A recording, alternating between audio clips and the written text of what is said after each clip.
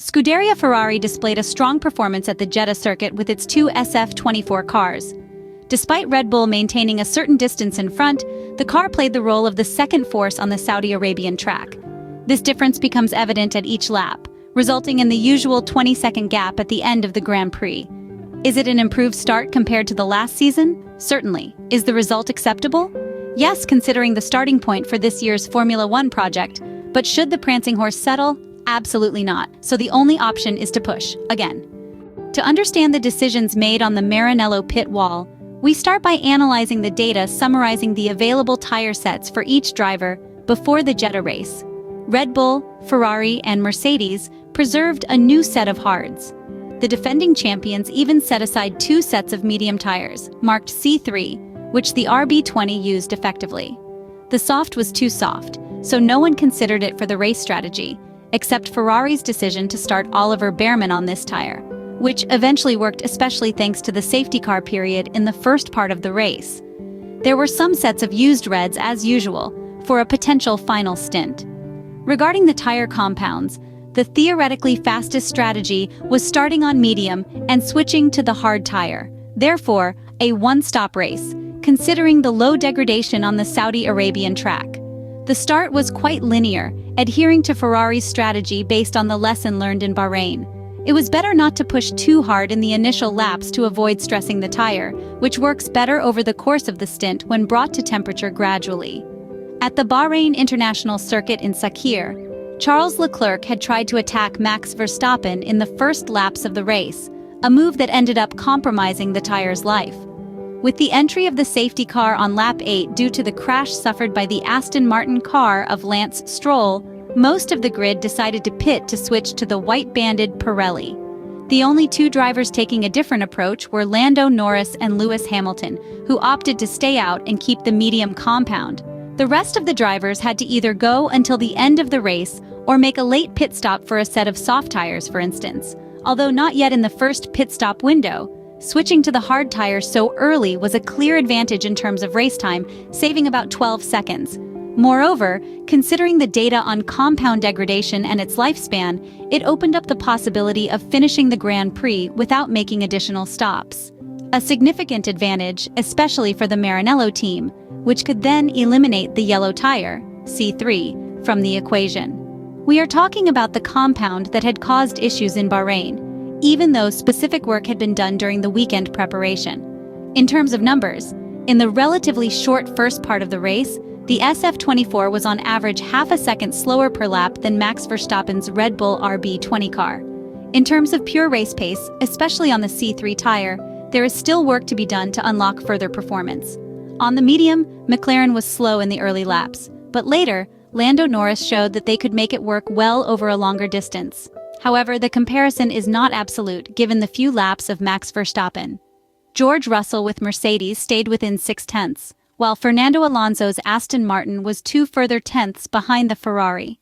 After the restart following the double yellow flag period, cars with hard tires had to wait for the compounds to reach the optimal temperature, especially on the rear axle, and as a result there was no immediate significant performance difference compared to the cars still running on mediums. The performance gap would widen only after a few laps, as the yellow compound was still in its optimal lifespan. Max Verstappen did well to pass Lando Norris and build a safety gap on the chasing pack. McLaren's handling was very good, on par with the RB20 car. Minimal corrections on the steering wheel, a very clean driving style that helps tire management.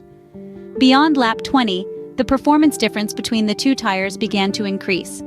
We're talking about 1 or 2 tenths per lap, allowing Charles Leclerc to get closer, without necessarily needing an immediate overtaking move. By analyzing the telemetry data from the second stint, we can easily identify the moment when Charles Leclerc showed a clear improvement compared to the McLaren number 4. Lando Norris would have pitted shortly thereafter, so it wasn't imperative to pass him immediately, ensuring optimal tire management to extend its life. From the Ferrari pit, some settings via the steering wheel were communicated to fine-tune the compound. After the overtake, discussions began about the next pit stop. The Monegasque lost race time compared to the British driver of the McLaren team, and overall, there was a bit of top speed missing on the SF-24. But this is also part of the setup choices. Would it have been different if the red car had used a lower downforce wing? Maybe, but we should also consider that in the qualifying session, the car allowed the monegasque to secure the highest position possible. The difference in terms of pace compared to those behind seemed to be sufficient to keep them at a safe distance. Lowering the downforce level may have been used in the race, but at the same time, it would have been a factor that increased tire sliding and tire wear. The tire degradation remained in line with expectations, so there was no need to update the simulation software. According to the teams, the possibility of reaching the end of the race was concrete. Now let's quantify the performance on the hard tire. In this case, the gap decreased by 1/10, also because Charles Leclerc lost some pace behind Lando Norris. The C2 tire had been used a bit better at the Bahrain circuit in the first round. The hard seemed to work quite well on the McLaren, staying, however, 3/10 behind Charles Leclerc's SF-24. Fernando Alonso and George Russell remained 5/10 behind, a rather high gap. Let's also analyze the degradation over the course of the stint with the hard tire. Ferrari is not at Red Bull's level in this regard, but is in line with McLaren, Aston Martin, and Mercedes. Although the level of compound consumption is similar, pure performance is better, especially in the initial phase of the stint. As the laps go by, this gap reduces. Lewis Hamilton pitted on the 36th lap, and Lando Norris followed suit on the next lap. The Mercedes driver fitted the red tire, while Lando was also called to the box for his only tire changes, returning to the track just ahead of the 7-time Formula One world champion a few laps later. Lewis Hamilton's strategy was intriguing, as they gained a significant advantage by not stopping at the beginning under the safety car. That said, overall, they seem to have chosen the wrong strategy. By a simple mathematical calculation, saving 12 seconds of race time, Mercedes and McLaren would have found themselves further ahead. Specifically, Lando Norris would have finished 5th behind his teammate, while Lewis Hamilton would have finished 6th. Finally, let's analyze the values on track and try to quantify the specific gaps.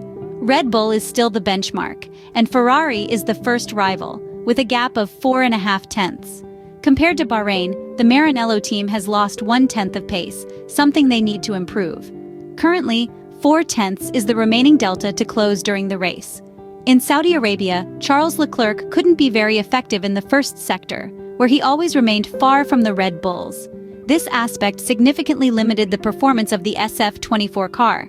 McLaren confirms itself as the third force, as in Bahrain, where however they did not materialize the result. They are still 7/10 behind the RB20 car, so about 1/10 faster than Aston Martin. These two teams, therefore, are fighting for the position of the third force. Mercedes remained even further away, being a full second per lap behind Max Verstappen. In Sakir, they had suffered from various issues with the power unit temperatures, a problem that may not have been resolved yet.